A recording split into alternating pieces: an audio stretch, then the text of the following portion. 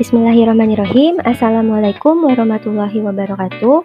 Perkenalkan, nama saya Salsabila, mahasiswi PPG Prajabatan jurusan Pendidikan Matematika di Universitas Muhammadiyah Jakarta. Di sini saya akan sedikit menjelaskan terkait desain instruksional.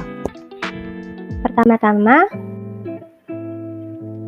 merupakan definisi desain instruksional dari beberapa ahli. Di sini, menurut Smith dan Ragan, dijelaskan bahwa desain instruksional merupakan proses sistematis penerjemahan prinsip-prinsip belajar dan pembelajaran ke dalam suatu rancangan yang berupa perangkat pembelajaran, kegiatan atau aktivitas, sumber informasi, dan evaluasi. Lalu menurut Locke, desain instruksional adalah langkah mencari pemecahan masalah pembelajaran.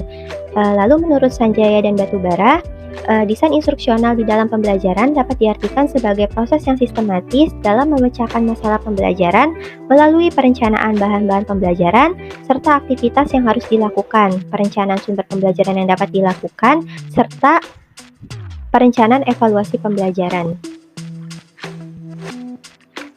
Selanjutnya, di sini juga ada beberapa ahli lain, Robert Reiser dan Honeybeen serta Ray Glut.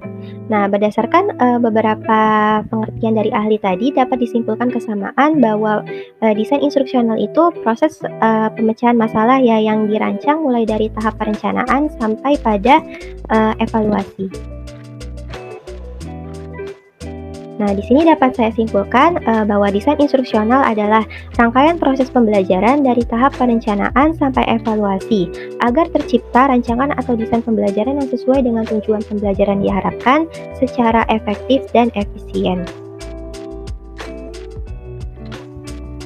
Lalu di sini selanjutnya ada proses desain instruksional. Nah, dalam proses perencanaan pembelajaran secara sistematis pada tingkat dasar, bagi seorang instruksional designer atau perancang pembelajaran, prosesnya itu mencakup 3 hal penting. Jadi, dalam mendesain suatu pembelajaran, kita harus mengetahui yang pertama, where are we going? Kemana kita akan pergi? Nah, di sini maksudnya tujuan pembelajarannya itu apa? Endingnya itu apa? Kita ingin mencapai hasil seperti apa? Lalu yang kedua, bagaimana kita dapat sampai ke tujuan? Nah, di sini kita uraikan prosesnya. Nah, biasanya ini pada urutan kegiatan pembelajarannya ya. Lalu yang ketiga, bagaimana kita tahu bahwa kita sudah sampai di tempat yang dituju? Nah, di sini itu maksudnya pada tahap evaluasinya, pada tahap asesmennya. Di sini bagi apa sih yang kita ingin capai dari asesmen tersebut? Apakah tujuan pembelajaran itu sudah tercapai berdasarkan asesmen yang telah kita lakukan? Biasanya di sini kan ditentukan oleh kriteria ketuntasan minimum ya.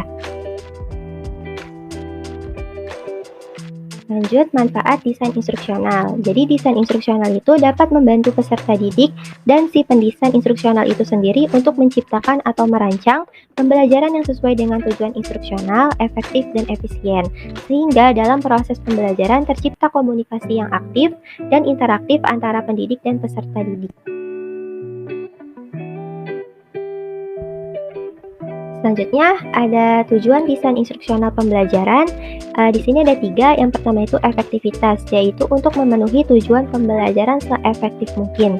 Yang kedua efisiensi, yaitu untuk memenuhi tujuan pembelajaran secepat mungkin dan tanpa membuang energi.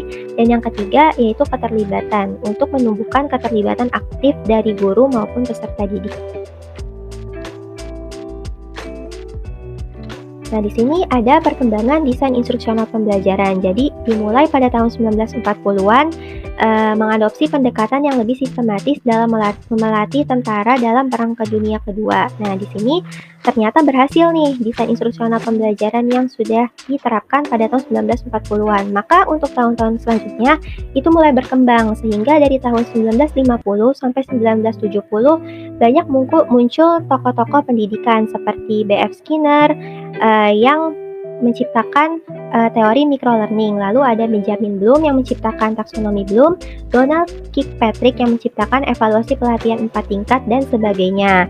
Lalu pada tahun 1980-an karena semakin berkembangnya desain instruksional pembelajaran, maka muncul cikal bakal e-learning yang nantinya akan berguna dan sangat berguna ya, terutama di pandemi ini sampai sekarang. Lalu di tahun 2000-an juga sudah muncul pendidikan jarak jauh serta muncullah istilah gamification.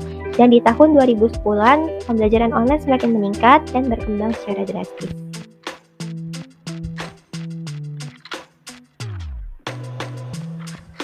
Lalu, di sini ada sifat-sifat desain instruksional pembelajaran. Yang pertama, berorientasi pada peserta didik atau student center. Yang kedua, alur berpikir sistemik, yaitu berurutan ya, mulai dari tahap pendahuluan, kegiatan inti, sampai ke penutup. Dan yang ketiga, empiris dan berulang. Nah, empiris di sini maksudnya itu didasarkan pada pengalaman guru selama mengajar. Jadi, setelah melihat masalah yang dihadapi di kelas, nah guru tersebut merancang desain instruksional yang sesuai untuk menyelesaikan permasalahan yang ada serta berulang. Jadi, desain instruksional yang sudah dibuat dapat digunakan untuk pembelajaran selanjutnya. Nah, di sini ada dasar pengembangan desain instruksional pembelajaran. Jadi, yang pertama itu ada teori belajar yang mempelajari bagaimana cara seseorang itu belajar. Lalu ada teori instruksional yang mempelajari cara-cara seseorang itu belajar, pengembangan bakat. Nah, di sini seperti yang kita tahu, bakat dikelompokkan menjadi beberapa jenis ya, seperti yang disebut sebagai multiple intelligences. Lalu ada model instruksional pembelajaran, yaitu ada beberapa model yang dapat digunakan untuk merancang desain instruksional pembelajaran seperti ADDIE, Assure, dan Dick and Carey. Lalu ada penilaian kebutuhan. Di sini guru dapat menganalisis kebutuhan peserta didik sehingga proses pembelajaran yang akan berjalan itu dapat berjalan secara optimal serta tujuan pembelajaran diharapkan tercapai. Lalu jangan lupakan juga di sini lingkungan pembelajaran juga turut mendukung tercapainya tujuan pembelajaran tersebut.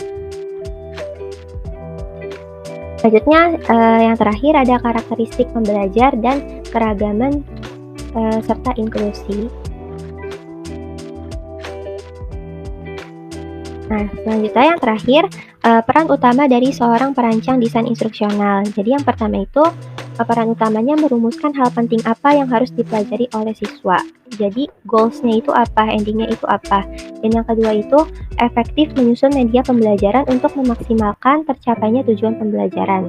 Nah, di sini guru harus kreatif menyusun media pembelajaran yang akan digunakan dalam proses pembelajaran nantinya.